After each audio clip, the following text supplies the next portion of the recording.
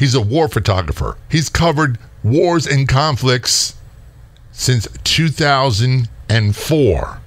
He was held hostage, brutalized, tortured for 81 days in Syria. He's here to talk about that and much more. Welcome to the Law Enforcement Today radio show. I'm your host. My name's John J. Wiley. In addition to being a radio broadcaster, I'm a retired police sergeant. For the latest news articles and much more, check out our website, letradioshow.com. In the Law Enforcement Today show, we'll be joined by special guests. We'll be talking about their experiences and issues affecting law enforcement officers, first responders, their families, their community, and victims of horrendous crimes. Be sure to like us on Facebook. Our page is Law Enforcement Today Radio Show. Check out the daily articles on our website, letradioshow.com. And while you're there, download our free app. If you enjoy the Law Enforcement Today podcast, do me a big favor. Tell a friend. And if you're able, if you got a few moments, leave an honest review and rating. But most importantly, tell a friend or two or three. Calling us from New York City area, we have Jonathan Alpery on the phone. Jonathan is a war photographer. He is also an author of the book, The Shattered Lens. We'll get more details about that in a moment. And he went through a horrible situation where he was abducted, tortured, brutalized for 81 days in Syria. Jonathan, thanks so much for being a guest on the show. Very much appreciated. Thank you for having me. It's a pleasure to have you here. It's an honor. And right off the bat, I got to tell you, my hat's off to you. Doing the thing as a war photographer, you put yourself in really bad situations to see really, really bad things. And I just want to tell you, in my career in law enforcement, there's still things that pop in my mind. They don't keep me up at night like they used to, but I get nightmares, and there's a lot of things that you just can't unsee. No, it's true. There are similarities between, the law enforcement profession and people who actually go to war, either as soldiers or as war reporters. As you do this for many years, and over time, different layers of the different experiences, as you just mentioned, add up to one another, and hence, that significant expression that a lot of people use is now called having a PTSD on these for these moments. Now, when it comes to that specific aspect of consequences of our line of work, is that it's true over time. People react differently in terms of how resilient they are over time, especially when it comes to seeing different horrible things, either as a police officer, fireman, a soldier, a war photographer, and so on and so forth. This, I would say, is a strong element to understand how each individual is able to deal with these experiences. And for my part, I've been doing this for almost 20 years now. 20 years as a war photographer. Yeah, so my first big assignment was in 2001, so it's been 20 years this year. But my first war was in 2004, so I've covered about 14 conflicts, and some of these conflicts I've covered many times. One of the things that I think that people really need to understand right away, I don't have a point of reference to compare what you've been through. I can only go by what I went through. And while policing in America, in Baltimore in particular, there's a lot of violence, a lot of trauma, a lot of things you see. When we talk about going to cover a war in a different country, we're talking about a totally different aspect of trauma. The amount of exposure you saw has to just be mind-boggling. So there are different things that you see that obviously everything stays with you until you die. I mean, as they say, old soldiers fade away, and it's very true as an expression because these moments always stay with you, and of course it fades away a bit as you get older because memory works in strange ways. For me, for my part, being a war photographer, the hard thing is not so much being in the thick of the action.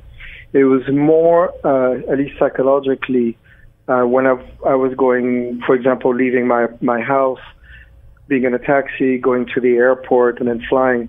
Because it's usually at these moments, and I have this less now because I'm older, but that maybe I shouldn't go on this trip. Maybe as I put the key in the door to lock my apartment, I should just stay home and maybe I will survive.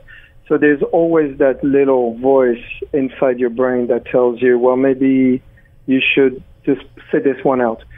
It's happened that I've canceled trips because I had a bad feeling, and sometimes you have to follow your gut feeling, and I've done that often as it saved my life, actually, during when I was covering the war in Nepal in 2005, when there was a lot of fighting between the Maoist rebels and the Royal Nepalese Army.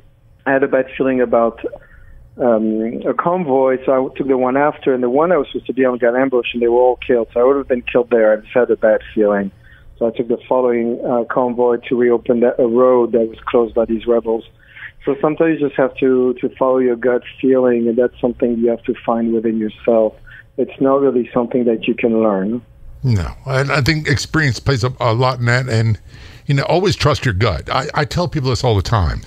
Whether it be God-given or Mother Nature, whatever your beliefs are, if something makes you really uncomfortable and says, this just isn't right, something about this makes you feel really badly, trust your gut, trust your instincts. They're there to save your life. One of the things I find amazing about what you do, Jonathan, is at some point in your career, you decided, this is what I want to do. And you said, I think your first war you covered was in 2001? 2004. 2004. And where was that? Yeah. So these are conflicts I started covering in the North and South Caucasus. So like the Republic of Georgia, South Ossetia, Nagorno-Karabakh, these places. That was my baptism of fire. Now, it's true, I did go to a war zone in 2001, but I didn't see any combat, so I don't know if I should include it. 2004 is when I heard the first bullets flying. At what point in your life did you decide, hey, I want to be a war photographer? This is what I want to do. I'm convinced that I was born to do this, in the sense that I was very good at it quickly. And there are multiple reasons.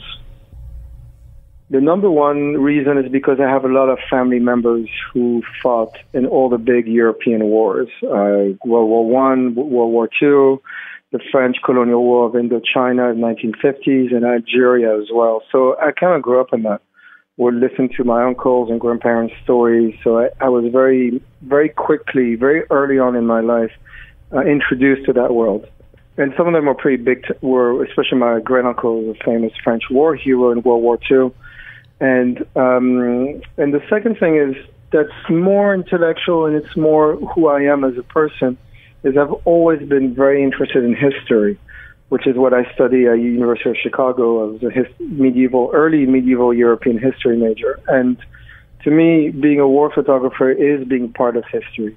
And what better way to be able to just go into these circumstances and experience history firsthand, and then report that back to the general public. Two things come to mind very quickly, Jonathan. I'm currently watching a documentary on Netflix called Five Came Back, about Hollywood directors that went and covered World War II and started making propaganda films. And I don't say that in a negative way. Secondly, I'm an older guy.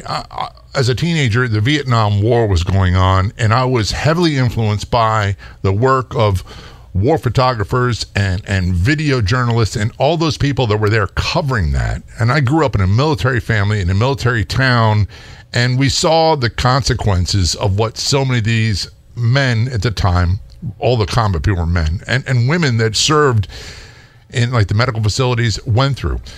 I went to school with kids whose fathers were POWs for a long time. I went to school with kids whose fathers were missing in action and never returned. And those things, those photos, will leave a mark in my memory, and not necessarily a bad one. This is the Law Enforcement Today show. We're going to take a short break. We'll be right back.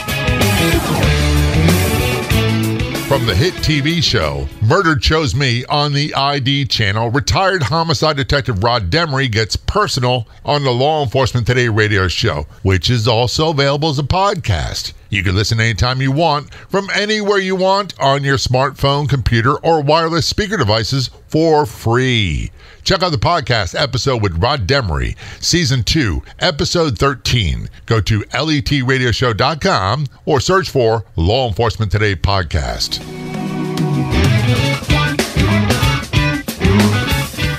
The show is brought to you in part by the Change of Culture Podcast, hosted by a female cop.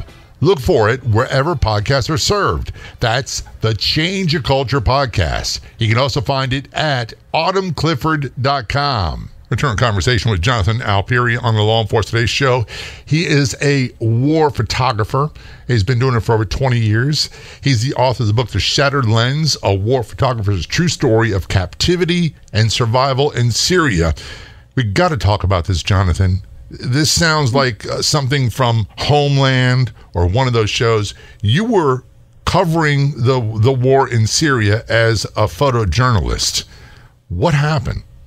So this was my third trip into the war zone.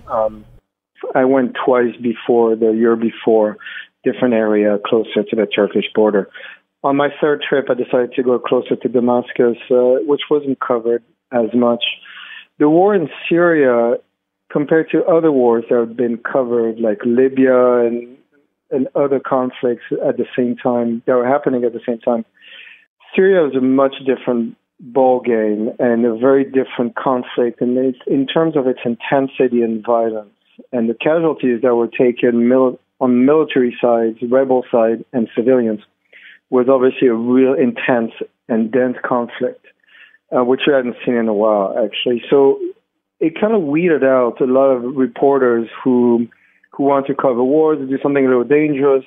Syria was more for people that were quite experienced and who knew that the chances of getting killed or kidnapped was much higher than other conflicts, like Libya, for example, and such.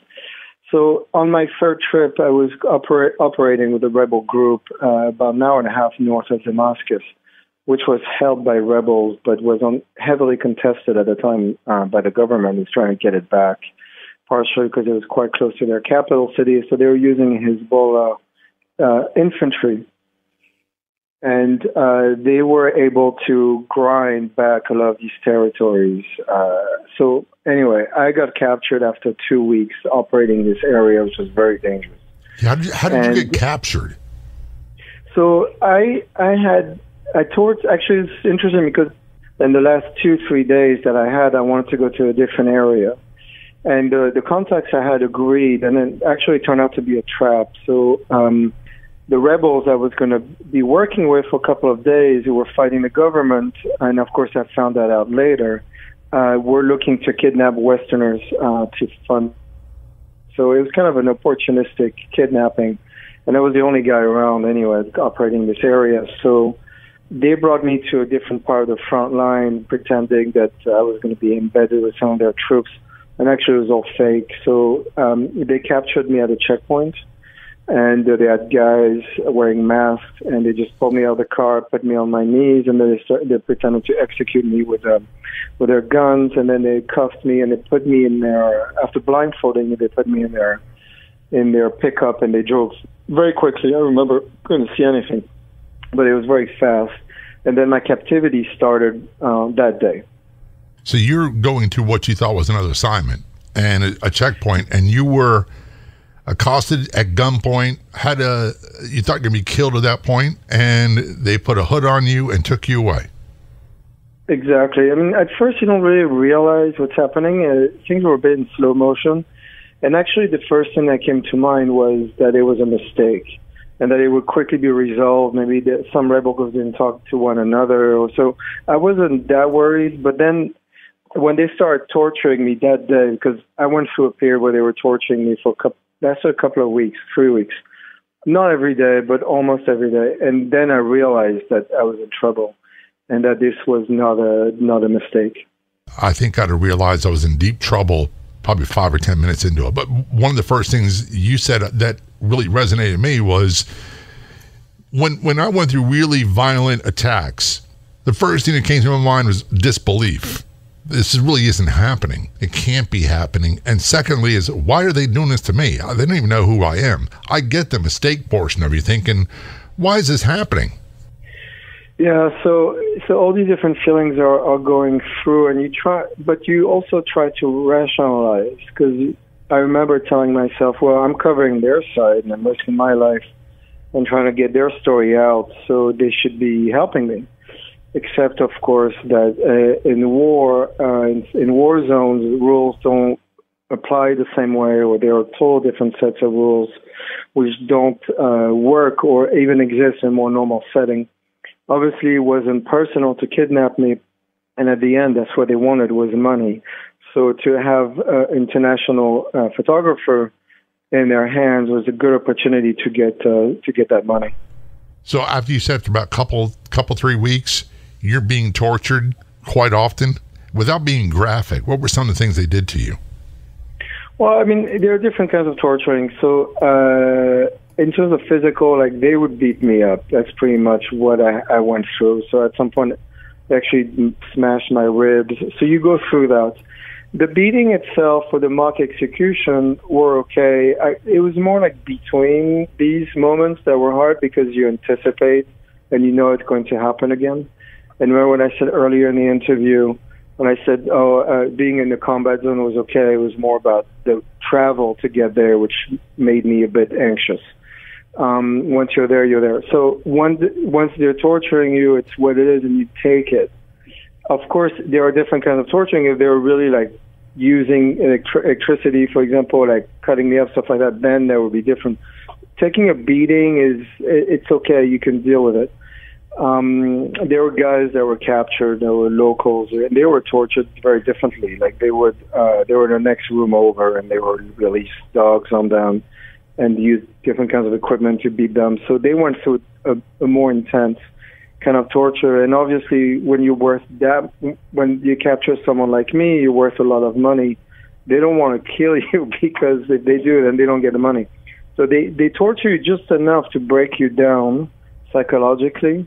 So you try maybe not to escape, or you're just mentally broken, but they don't hurt you enough for it to be life-threatening. But you said there were mock executions in there as well. Yeah, so I went through a lot of them. So like machine gun fire next to your ear, or like pistols.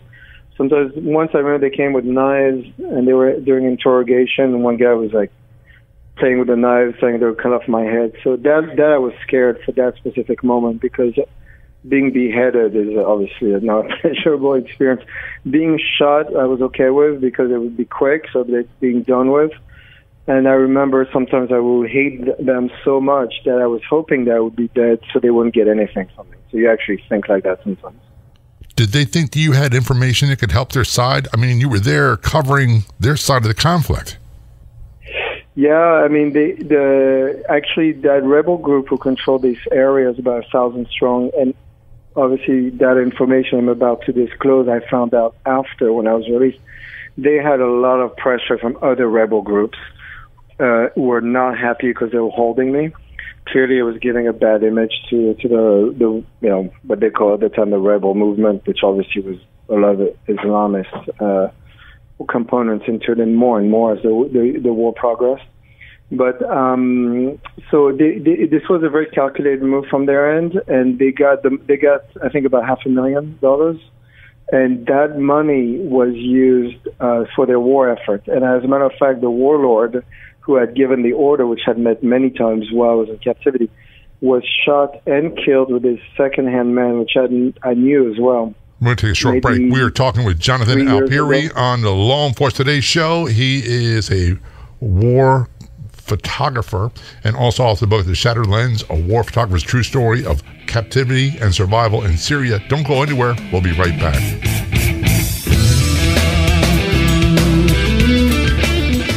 Want to win great prizes in awesome contests?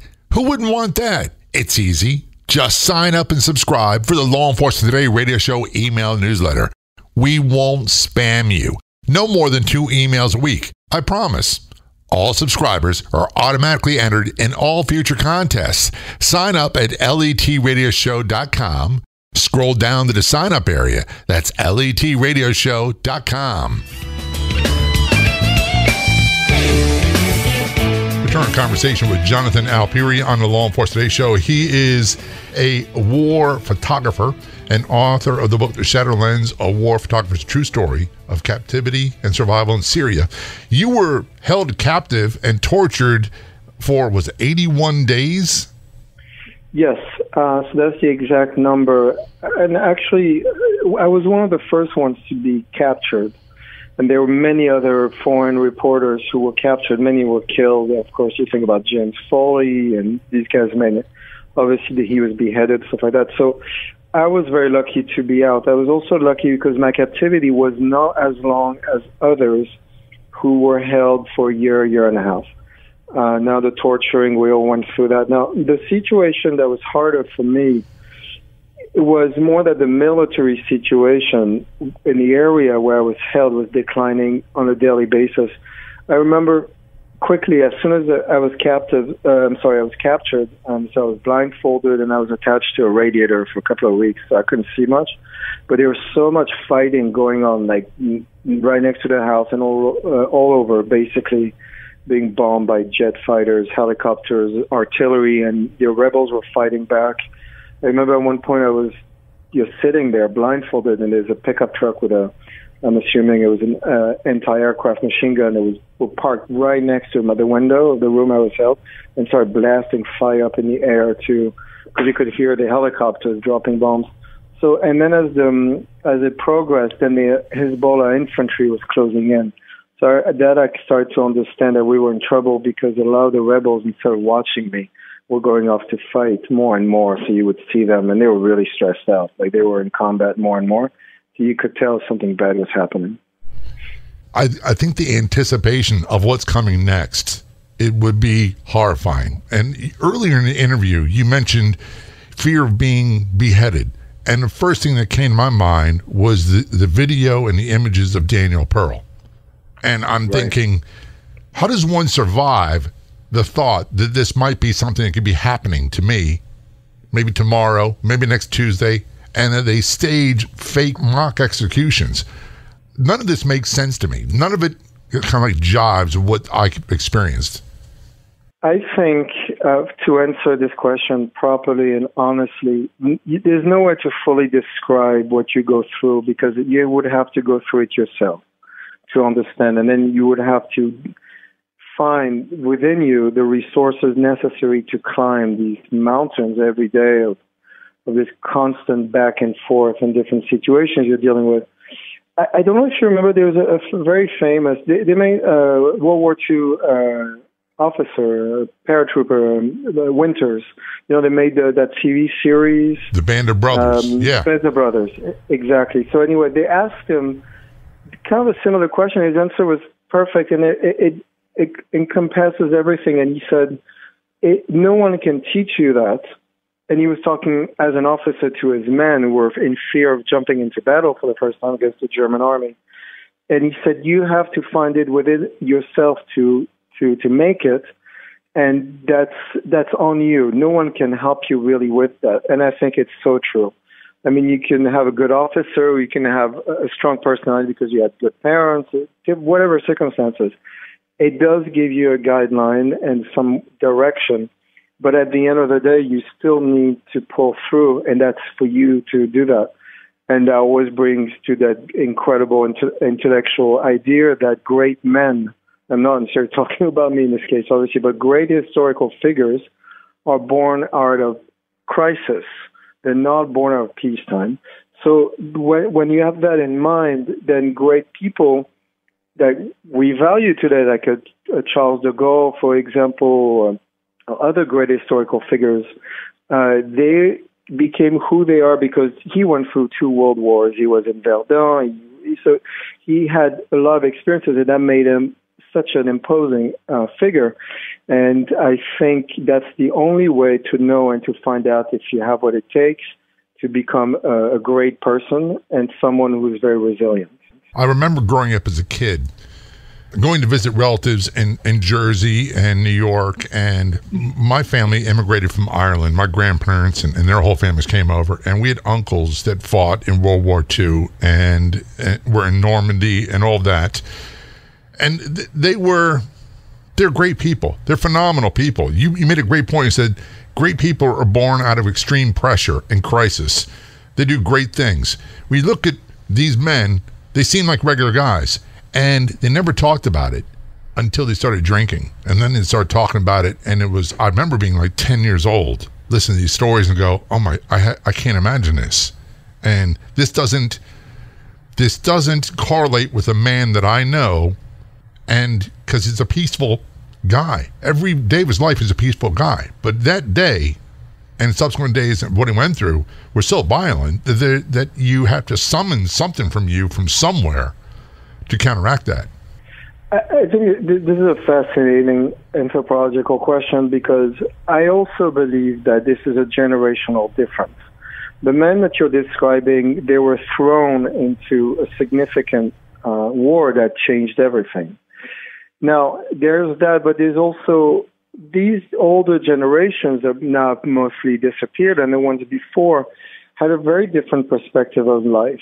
And they had, of course, a much simpler life, but they also knew and understood, maybe because they were raised like that and that's the way society was, if life threw you a curveball, you had to adapt and you had to man up and not complain about it. Now we've created a multitude of new generations. I would say the past 4 generations, at least, and it's gradual, it's getting worse and worse. It didn't come just like that, but who are the complete opposite. And they are very narcissistic, in contrast to what you're describing about your family members. They went through these great experiences, and I mean great in a historical sense, and they never they didn't show off. They didn't have to, and it wasn't part of their DNA. Now today, people show off about everything, and they've done nothing.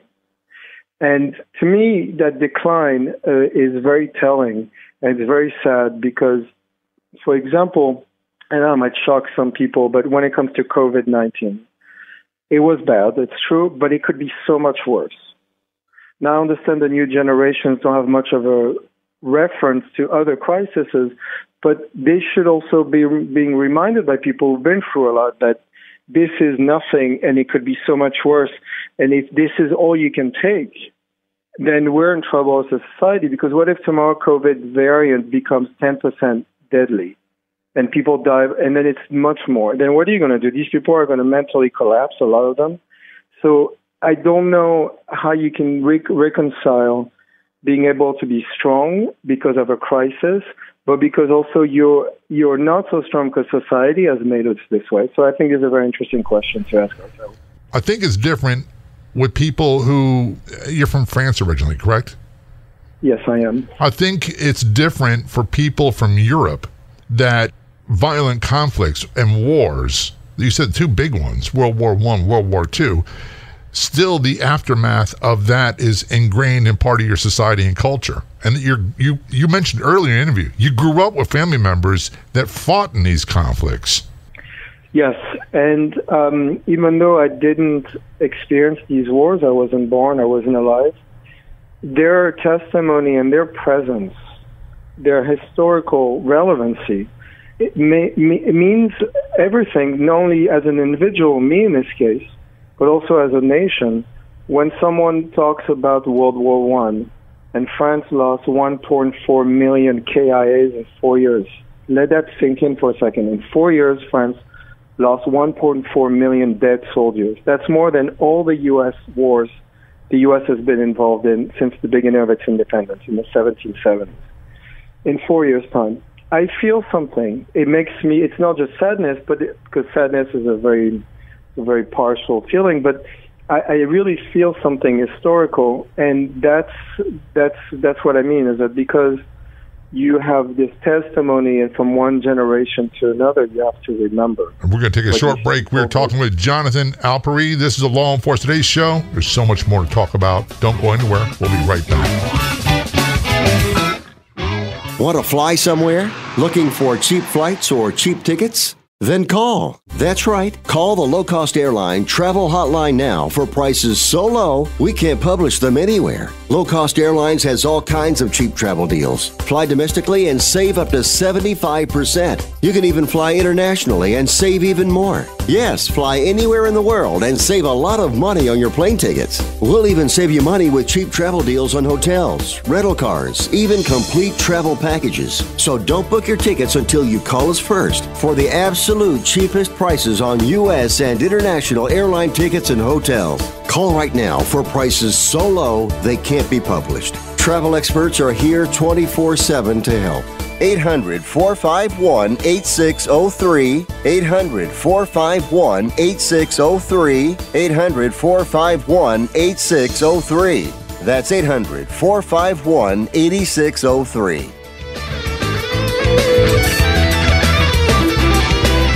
Return conversation on the Law Enforcement Today's show with Jonathan Alpery, calling us from the New York area.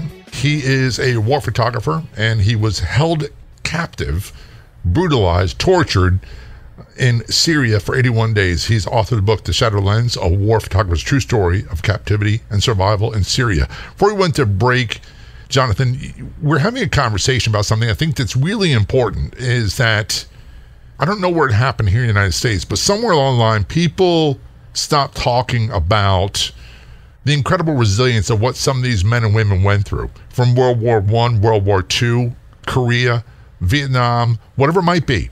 And we're not learning lessons.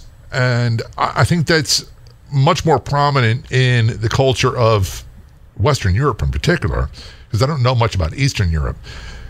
So that prompted you to get into becoming a combat photographer. These stories need to be told. That's what I'm getting at. I think that we're doing ourselves a big disservice if we don't tell the stories of these people, that what they did and how they survived it. So there is a portion of the U.S. population that's traditional and patriotic, and they do respect what you and I are describing, and it's partially because a lot of the soldiers come from these parts of the United States. Now, it's true there's another portion, the more urban side of the U.S. population, who has kind of strayed away from these traditional values, which is the foundation of what a nation state is, of what it means to be an American, what it meant to be an American for the generations before us, and so on. And obviously, in today's cognitive war that we're having, the division within the U.S. that's happened, that's very telling and actually quite scary. I think that it's always important to the young generation to be taught and remember what their forefathers did, not so much because of the results and why, but because of the self-sacrifice. At the end of the day, you always have to respect people who fight in a war, for example, even if it's your enemy, for the one simple reason that they're putting their lives on the line, whether they're as volunteers or they have to go. They're still facing death because, as we all know, if you get killed, that's it.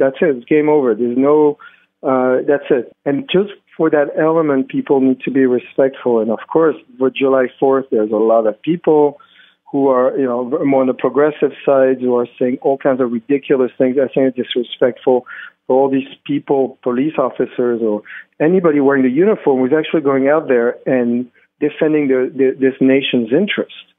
And I think this is very dangerous. And when you have something like this, it exacerbates this division within this country. And I think if we continue like this, in my opinion, the U.S. will be in serious trouble. I agree with you, and I'm very concerned as well. I want to get back to your story. When did you realize you're being released? So you don't know until you're actually free, because you don't really know what's happening behind the scenes, and you find out a lot of information after the fact. I remember when I was smuggled back into Lebanon in the trunk of a car, and so I was held a few more days and then ended up escaping, and I ended up at the French embassy, and I was picked up by the French military police. It was only then when they grabbed me and they put me in the French military car that I knew that I was free. That was really then, but that was really at the very, very last moment. Before that, you don't really believe it. I would imagine that's where the real work for you started, because you had a lot to recover from. So, again, I might sound a little strange as an individual. I actually bounced back pretty quickly. And the reason is, like I was trying to explain before, is just the way I am as an individual. And there's a multitude of reasons of why I'm like this, which we don't have time to go into. But it's true, I was off for a couple of, maybe 2 months. And then I started bouncing back. And I'll tell you, and the reason why I bounced back for the most part is because I went back to Egypt. So 4 months after I was released, to cover all the bombings and the riots. It was pretty intense. And then the war in the Ukraine started in April 2014, and I covered that war for 2 years until I was injured during a battle. But that's just the way I am. It doesn't work. It doesn't mean that it works for the other guy. But for me, it was quite cathartic to go back into dealing with checkpoints in Ukraine. I was driving all the time, going from one area to another, and there were so many checkpoints. Maybe I was dealing with 10, 12 a day. And every time I dealt with a checkpoint, it reminded me strongly of when I was, the very moment I was captured. And it's true, that was hard, but just keep pushing it, I keep doing it, then it went away for the most part. So that's how I dealt with it. Do you do okay in times when you're not in conflict, you're not covering these battles, and you're just by yourself and things are quiet? You mean if I'm not in a war zone? Like, yeah. Am I okay? The rest of your life when you're home, are you like a cool cat all the time, or are you like, I don't know, I'm bored? All right, so there is that element of boredom, which is a terrible thing because you're looking for the next thing and some action. Obviously, that's part of the process. But I do have a very active social life. I have a very good family. I'm close to my family. I have a lot of friends. So I do have a normal life too. However, there's always, and people that are close to me will tell you the same thing, is when you spend enough time with me, I'll zone out. Like I'll just sort of stare and I'll be somewhere else. So that happens quite a bit with me. But that's just part of my personality, from all those experiences, and people that are close to me notice. So when I zone out, they're just like, "Oh, he's just somewhere else." But just wait until he comes back. Yeah. So my ex-wife used to call them mini vacations. She said I would just all of a sudden I'd be there, then I'd be gone for 20 minutes. Exactly.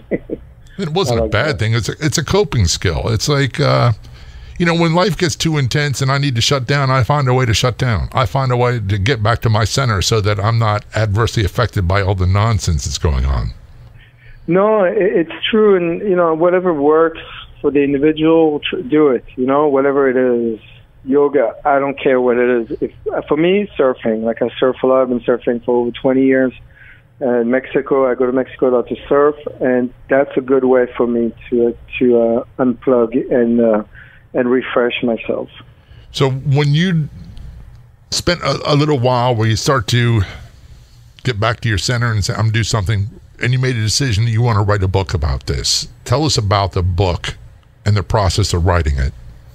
So the process of writing, it was very cathartic as well, because I had to remind myself of very specific details and a lot of different things that had happened during these 3 months. So to put that on paper, obviously, is helpful, and that could be actually a good way to emerge out of a funk that you might be into after experiencing something more or less similar. That being said, the book is not just about Syria. It's also about a lot of different experiences I've had in different wars. And the last chapter is about what Europe is becoming and where it's going into. The name of the book is called The Shattered Lens, a war photographer's true story of captivity and survival in Syria. Where can people buy the book and get more information about you? So people can Google me. I mean, I'm very well known in the profession, so that I'm easy to find. For the book, they could go to Amazon. That's probably the best way to get it. And your website I'm looking at is John, that's Jon, Alperi.com, ALPEYRIE.com. That's right. And something tells me you're still getting ready to go cover more conflicts.